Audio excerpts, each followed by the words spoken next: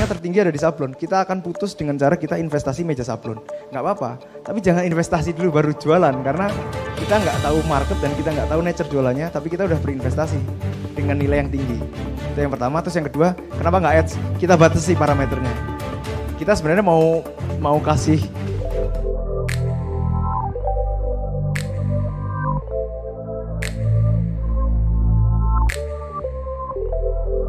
saya tadi udah sharing tentang good visual, udah sharing tentang storytelling, udah sharing tentang apa tadi yang ketiga?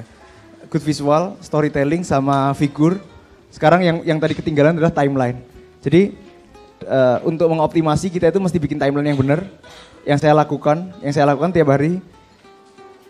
Di awal tahun saya itu biasanya setting yang di awal tahun saya itu bikin annual plan tentang bagaimana saya akan rilis produk apa, gitu aja. Gampangnya produk apa. Karena kayak tadi, produk akan menentukan marketing tools, akan menentukan konten kita. Jadi konten itu turunan terakhir. Jadi schedule produk kita sebenarnya itu akan jadi schedule konten kita. Karena konten itu cuma terjemahan terakhir ya gitu. Jadi saya bikin annual plan Januari, Februari sampai Desember. Kalau susah, ya 3 bulan atau 6 bulanan nggak apa-apa. Jadi memang susah kita memfulfill target selama setahun. Jadi Desember biasanya kita harus sudah bikin, Januari divalidasi. Jadi di sini ada contoh ya, yang kita lakukan di Giomi. Giomi tahun kemarin sampai tahun ini, salah satu strateginya adalah kolaborasi dengan influencer. Kita udah tarik di sini kolaborasi. Kita udah mentargetkan kolaborasi dengan A dan B. Di Desember kita udah dengan tim udah bahas. Kita harus deal sama dia berarti. Terus kita akan bikin campaign besar, raya campaign. Berarti kita set di bulan April. Itu udah kita bikin timelinenya. Terus kita bikin in-house campaign itu kapasitasnya lebih kecil daripada kolaborasi, daripada big campaign. Setahun sekali kita bikin 1 atau 2 big campaign, terus targetnya bikin 3-4 kolaborasi. Terus ada in-house campaign itu kita rilis produk. Udah kelihatan ya? Gedein. Nanti saya kasih di itu ya, apa namanya? Annual, monthly sama weekly saya kasih formatnya gitu. Saya punya formatnya. Gedein bisa nggak? Bisa ya. Tambah jadi freeze. Jadi intinya itu formatnya Januari, Februari sampai Desember. Kita bikin apa? Kita itu agenda kita apa? Kalau kita nggak bisa menerjemahkan ini, kita akan sulit menerjemahkan konten kita karena nggak ada schedule-nya gitu loh. Jadi ini Januari, Februari, Maret sampai Desember ya. Di sini itu ada event. Ini agenda terbesar. Karena kita jualan fashion, kita akan jualan event terbesar biasanya hari lebaran atau tahun baru atau apa, Imlek atau apa. Tergantung nature produk kita. Paling gampang raya pasti kita bikin event besar. Terus ada mungkin strategi lagi kolaborasi. Saya udah set kolaborasi 2 atau 3 kali. Kalau setahun susah bikin 6 bulan, 6 bulan susah 3 bulan. Tapi itu harus dibikin, karena itu adalah blueprint-nya kita kerja. Kalau ini nggak ada kita akan kesusahan, apalagi bikin konten. Setelah itu in-house campaign saya bikin. In-house campaign itu kita rilis produk tapi kelasnya itu masih di bawahnya daripada kolaborasi. Setelah in-house campaign ada regular product. Jadi kayak di Giomi itu biasanya sebulan kita rilis 2 sampai 2 kali lah, 2 minggu atau 2 sampai 3 kali tiap bulan. Nah tiap bulan itu ada biasanya in-house campaign. Kita mau rilis produk apa, biasanya foto dengan influencer-influencer sekaligus bayar mereka untuk ikuti campaign kita. Tapi bukan kolaborasi, itu in-house campaign. Kalau regular produk kita nggak lakukan apa-apa. Kita benar-benar atur schedule untuk rilis konten itu sendiri. Kita percaya dengan kekuatan brand kita untuk attract customer untuk beli. Jadi kita regular produk itu jadi nanti tahu, oh ini regular produk, kita nggak perlu ads, kita nggak perlu endorse, kita nggak perlu ini. Kayak budgetnya tadi kita alokasiin gitu, kita udah tahu. Ini in-house campaign, berarti kita harus belanja influencer, saya harus belanja fotografer yang bagus, videographer. Kalau kolaborasi lebih naik lagi kalau itu seperti itu. Jadi ini kita tahunan bikin ya. Terus babnya apa aja, itu tergantung target kita masing-masing. Kalau saya nentuin target biasanya, di Giomi saya tentuin target paling gampang dalam bentuk nominal. Mau kita menarget 100 juta sebulan, 500 juta, 1 miliar itu tergantung target dan kekuatan kita kan. Jika kita menargetkan 1 miliar sebulan gitu, produk kita 100.000 harganya, berarti kan 10.000 pieces per bulan. Berarti kalau dibagi 30, berapa itu? 1.300 kali ya? 300 atau 3.000 ya? 300 ya? Jadi kita harus bisa menjual kalau 300 mungkin 90.000 ya, 300 lebih sekian lah. Jadi 300 piece. 300 piece bulan itu akan bisa diterjemahkan pakai strategi apa? Produk reguler cukupkah? Pakai in-house campaign cukupkah? Itu nanti akan jadi kelanjutan konten kita. Jadi seperti itu, saya pasti bikin annual plan. Sampai sekarang annual plan-nya sampai bulan 6 sampai bulan 7. Bulan 8 9-nya masih mengikuti. Jadi seperti itu. Tapi harus bikin saran saya. Jadi untuk bikin konten yang benar kita harus tahu blueprint-nya. Next, Bah. Jadi setelah annual plan, kita bikin monthly plan. Loh, kok filenya enggak ada ya? Ini file yang enggak update mungkin ya. Jadi monthly plan itu kayak enggak ada ya? Ada kertas nggak sih? Digambar aja kali ya. Ada spidol, Mas.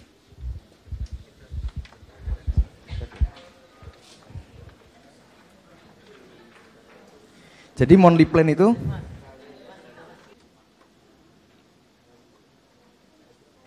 kelihatan nggak? Jadi Senin, Selasa, Rabu, Kamis ini banyak banget sih template-nya ini kayak organizer standar gitu. Tapi maksudnya, message-nya itu, poin dari monthly plan itu, kan kita udah punya, tadi setahun, bukain yang annual plan tadi. Setahun kita ada regular campaign, in-house campaign, terus saya punya regular product, jadi saya akan set di sini, ini adalah launching in-house campaign gitu.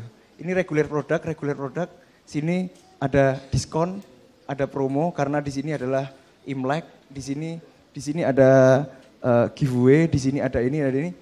Saya itu bikin monthly plan dan itu pasti saya bikin di awal bulan. Sebelum tutup bulan saya udah bikin. Pas di awal bulan sebelum kita meeting sama tim kreatif itu ini saya yang bikin tugas saya nih. Tahunan, bulanan, terus nanti ke weekly. Weekly itu detail sekali. Ada ya? Coba bukain dong.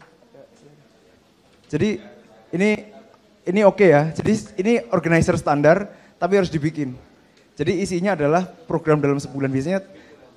Target-target kapan kita akan rilis dan kapan kita akan launching produk itu. Terus setelah itu adalah weekly. Weekly itu sangat detail. Saya bikin biasanya di hari Sabtu. Di hari Sabtu saya bikin itu seperti ini. Ini template saya seperti ini. Jadi saya bikin Senin, Selasa, Rabu, Kamis, Jumat, Sabtu sampai Minggu itu harus selesai di hari Sabtu.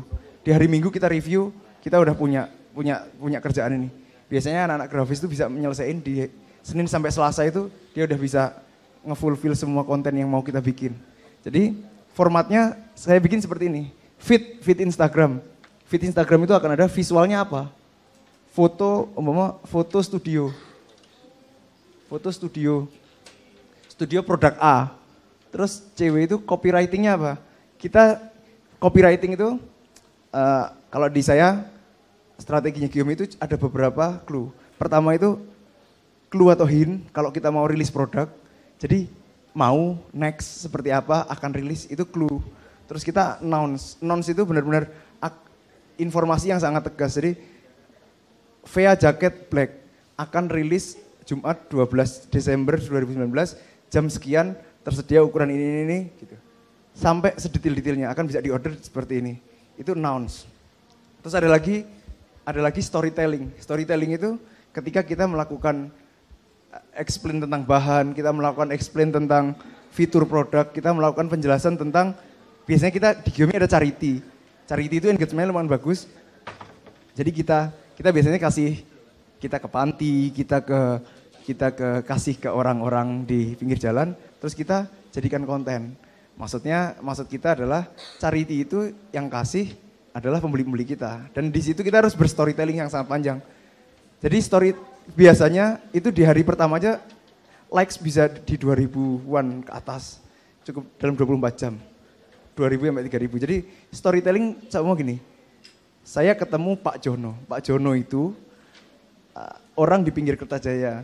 Orang di pinggir deket SPBU Kertajaya. Tahu nggak? Dia itu nggak, kakinya hilang satu, dia pakai krak. Anaknya sudah nggak ada dan seterusnya. Jadi kita explain tentang berstorytelling tentang itu. Dan akhirnya alhamdulillah kita bisa mengasihi mereka dan itu berkat kalian.